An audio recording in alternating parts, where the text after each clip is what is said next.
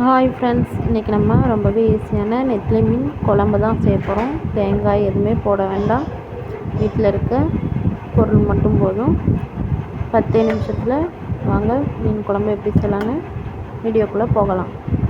இப்போது ஒரு வாணலியில் எண்ணெய் ஊற்றி கடுகு வெந்தயம் போட்டு நல்லா கடுகு பொரிஞ்சதும் வெந்தயம் போட்டுங்க.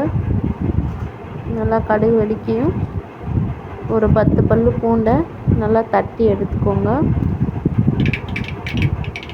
இப்போது கடுகு பொரிஞ்சிருச்சு, உங்களுக்கே தெரியும் பார்த்தா. இப்போது ஒரு 10 பல் பூண்டு தட்டி வச்சதை கூட சேர்த்துக்கோங்க. 2 பச்சை மிளகா, ஒரு 5 கருவேப்பிலை போட்டு நல்லா வதக்கிட்டுக்கோங்க.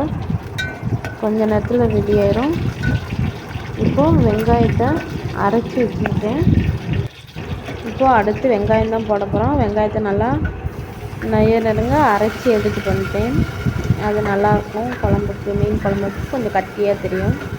இப்போ வெங்காயம் போட்டு நல்லா கிண்டி விட்டுருங்க, வேகட்டும். இப்போது அதே மாதிரி ஒரு தக்காளியை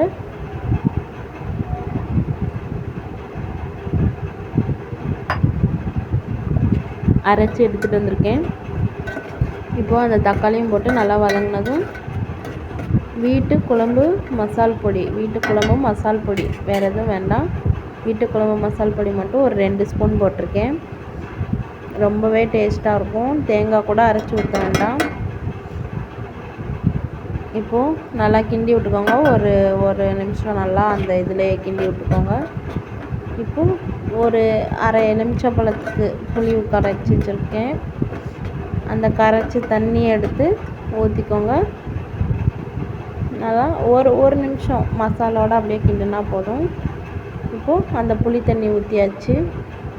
இப்போ தான் நம்ம தேவைக்கேற்ப உப்பு போட போகிறோம்.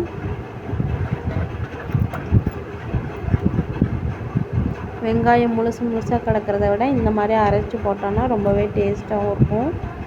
தேவைக்கேற்ப உப்பு போட்டு நல்லா கொதிக்க விடுங்க. தேவைக்கேற்ப தண்ணியும் ஊற்றணுன்னா ஊற்றிக்கோங்க. நான் கொஞ்சம் கட்டியாக தான் வைப்பேன், அவ்வளோதான்.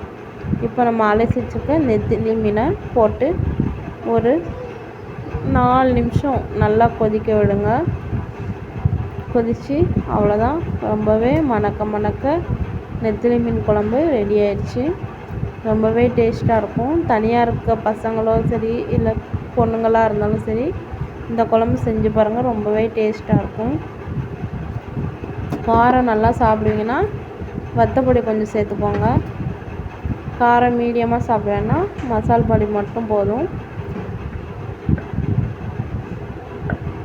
இதில் உங்களுக்கு வீட்டில் அரைச்ச மசால் பொடி இல்லைனாலும் கடையில் மீன் குழம்பு வாங்கி போடுங்க. ரொம்பவே டேஸ்ட்டாக இருக்கும்.